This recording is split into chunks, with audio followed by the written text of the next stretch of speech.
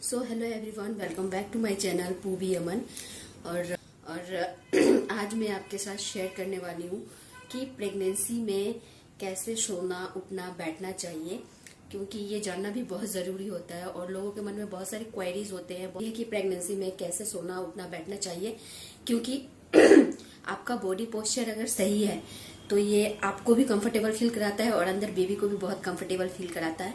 तो इसीलिए सोने उठने बैठने का तरीका बिल्कुल प्रॉपर होना चाहिए, उतना ही जितना कि आप डाइट पे कंट्रोल करते हैं या डाइट पे फोकस करते हैं या डाइट के साथ आप थोड़ा भी छेड़खानी नहीं करते हैं, उसी तरह सोने उठने बैठने को लेकर भी किसी तरह का कॉम्प्रोमाइज नहीं करना है। क्योंकि गलत पोस्चर, गलत रवैया जो है हमारे स्टमक को प्रॉब्लम कर सकता है, हमें एसिडिटी में भी प्रॉब्लम करा सकती है। इसीलिए सोने उठने बैठने का भी तरीका सही होना चाहिए और मैं आपसे जेन्युइन वही शेयर करूंगी जो मैं उठती बैठती सोती हूँ, बिल्कुल वही शेयर करने वाली हूँ।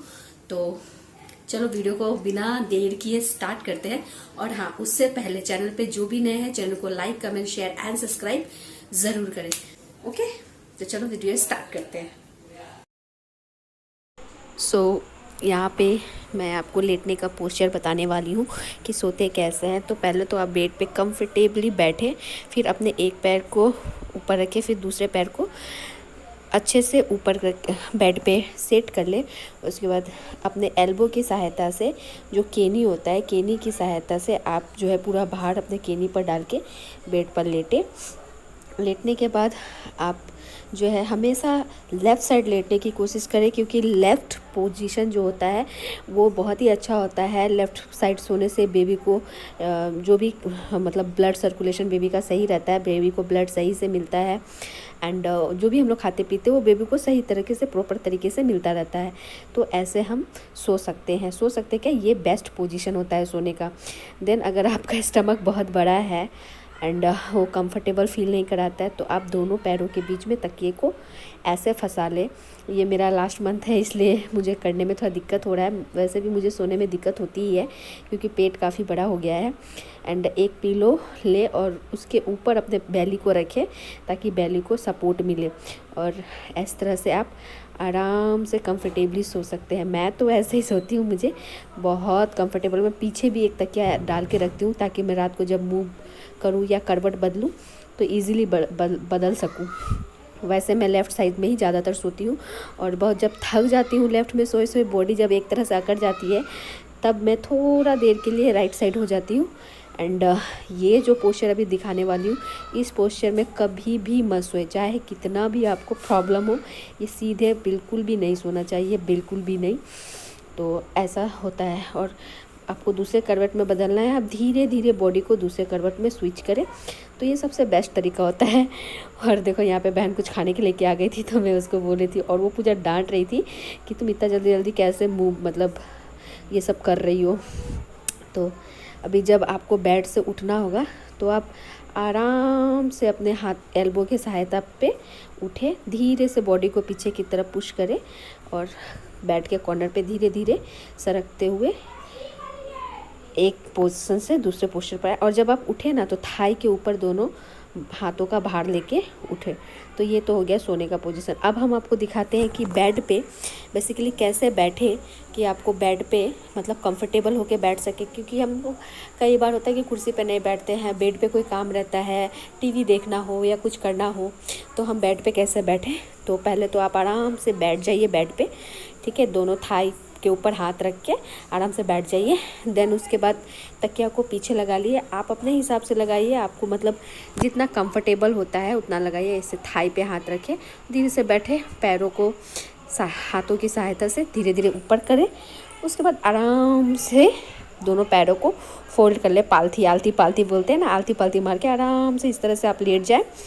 ऐसे बॉडी को बहुत रिलीफ मिलता है क्योंकि बैक को जो है ना सपोर्ट मिलता है।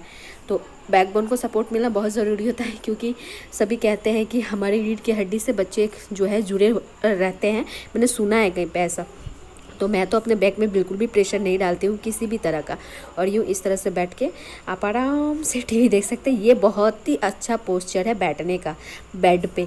तो मैं ऐसे ही बैठती हूँ, टीवी वगैरह देखती हूँ या बुक पढ़ती हूँ या फिर कभी कुछ लिखती विकती हूँ तो मैं ऐसे ही बैठती हूँ। और दूसरा पोजीशन है इस तरह से, और दूसरा पोजीशन है इस तरह से दोनों पैरों को सीधा कर ले और पीछे तो तकिया का सपोर्ट है ही, आराम से बैठे। एंड देन नेक्स्ट मैं आपको बताने वाली हूँ कि चेयर पे कैसे बैठे।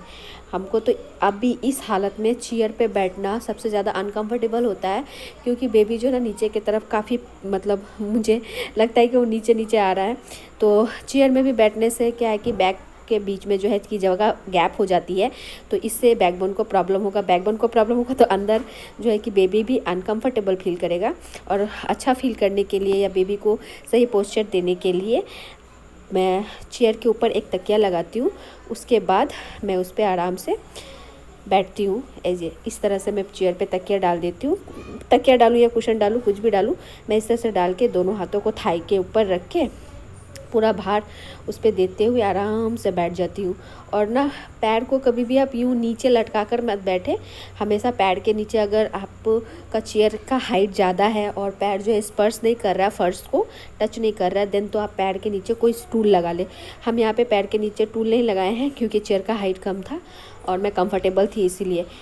अदर्स टाइम पे जैसे मैं बाहर कभी कभी बैठती हूँ तो मुझे थोड़ा दिक्कत होता है, तो मैं फिर भाई से नीचे एक स्टूल भी मंगाती हूँ और उस स्टूल के ऊपर पैर को रखती हूँ। और वैसे ही अगेन दूसरे पोजीशन में जाने के लिए दोनों थाई के ऊपर अपने हाथों को रखें और धीरे धीरे बॉडी को दूसरे, मतलब कंफर्टेबली उठ जाए और आराम से स्विच करें बॉडी को दूसरी तरफ।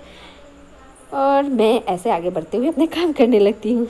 नेक्स्ट जो है ये कि चलना कैसे चाहिए। तो बहुत सारी लेडीज़ पेट का भार इतना ज़्यादा हो जाता है कि मतलब बॉडी ना खुद ब खुद शायद पीछे की तरफ धकेलने लगता है और बेली जो है सामने की तरफ धकेलने लगता है। तो बहुत सारी लेडीज़ क्या करती हैं, जो प्रेग्नेंट है वो दोनों हाथों को कमर के पीछे रख लेती हैं, जिससे कि बॉडी और आगे की तरफ पुश हो जाता है और इससे बैकबोन बहुत टेढ़ा हो जाता है, तो उस पर ज़्यादा असर होता है। तो वैसे नहीं चलना है, बॉडी को आप फ्री छोड़ दो, नॉर्मल छोड़ दो और एकदम धीरे धीरे स्मूथली आप चलो बिना हाथ को कमर के पीछे रखे। ये जो है कि बेस्ट तरीका होता है इस तरह से चलने का, बहुत ही सही तरीका होता है। मैं तो ऐसे ही चलती हूँ, मैं कभी भी कमर पे हाथ नहीं डालती हूँ। हाँ, लेकिन जब मुझे थकान हो जाता है तो मैं आराम से आके लेट जाती हूँ या बैठ जाती हूँ, बट कमर पे हाथ रख के बॉडी को आगे की तरफ पुश कभी भी नहीं करती हूँ। एकदम ईज़िली अच्छे से चलती हूँ और इस तरह से तो बिल्कुल भी नहीं चलती हूँ, गलत है ये तरीका। तो आप बॉडी को एकदम स्ट्रेट रखें, देन वॉक करें धीरे धीरे, जो आपकी कैपेबिलिटी है उस हिसाब से आप धीरे धीरे धीरे धीरे वॉक करें। ये सब जो तरीके हैं ना, ये बच्चों को बहुत हेल्दी कंफर्टेबल फील कराते हैं। मैंने महसूस किया है, अगर मैं थोड़ा सा भी उल्टा पुल्टा करती हूँ ना, तो भाई सबसे पहले तो बेबी की मूवमेंट रुक जाती है और देन मुझे बहुत सारा टेंशन होने लगता है। तो मैं ऐसे ही करती हूँ। अगेन मैं यहाँ पे कैमरा सेट कर रही थी ये दिखाने के लिए कि नीचे अगर कुछ गिर जाए तो कैसे उठाना है। हाँ, तो वैसे तो मेरे घर में कोई बेबी नहीं है कि सामान नीचे गिरे, तो मैं यहाँ खुद ही बुक को एक, उस पर कुछ ऐसा नहीं था कि जो मैं नीचे गिरा कर दिखाऊं, तो यहाँ पे मैंने एक बुक रखा है, मैं उसको नीचे फेंकूंगी क्या, मैं नीचे डालूंगी, देन उसको उठाकर दिखाऊंगी कि कैसे बैठना है। तो ये रहा बुक जिसको मैं खुद ही नीचे डाल रही हूँ। तो ये रहा, इसको डाल लूँ पहले, मैं बढ़िया से, थक भी जाती हूँ ना इतना बक बक करते हुए। और ये शूट मैं कल की थी बट आज डालूँगी। तो ये कुछ चीज़ें मैं नीचे डाल रही हूँ ताकि मैं आपको दिखा सकूँ कि कैसे उठना है। वैसे अदर्स टाइम पे बहुत सारी चीज़ें नीचे पड़ी रहती है तो मुझे उठाना पड़ता है, बट वीडियो बनाने के टाइम में घर में ऐसा कुछ गिरा हुआ नहीं था कि मैं दिखाऊं। देन तो ऐसे अपने थाई पे हाथ को रखें और ऐसे स्क्वाट पोजीशन पे आप बैठ जाए एकदम धीरे से, फिर ऐसे चीज़ों को समेटे धीरे धीरे, देन स्क्वाट पोजीशन पे आराम से आप इस तरह से पूरा भार जो है अपने घुटने, अपने थाई पे देते हुए, पूरा पैर पे देते हुए आप उठें। बहुत ही बेस्ट तरीका होता है ये झुकने का। वैसे सारा दिन में हम लेडीज़ हैं तो हमें कई बार झुकना पड़ता है, तो झुकना गलत नहीं है, लेकिन झुकने का तरीका सही होना चाहिए। आप धीरे धीरे झुके एंड धीरे धीरे उठे। यहाँ भी स्क्वाट पोजीशन पे है, एड़ी जो है मेरी थोड़ी ऊपर की तरफ है, वो इसलिए ताकि मैं कंफर्टेबल फील करूँ, और ये बेस्ट पोजीशन है। तो होप सो कि आप लोगों को ये वीडियो अच्छा लगेगा। वीडियो अच्छी लगे तो वीडियो को like, comment, share and subscribe ज़रूर करें।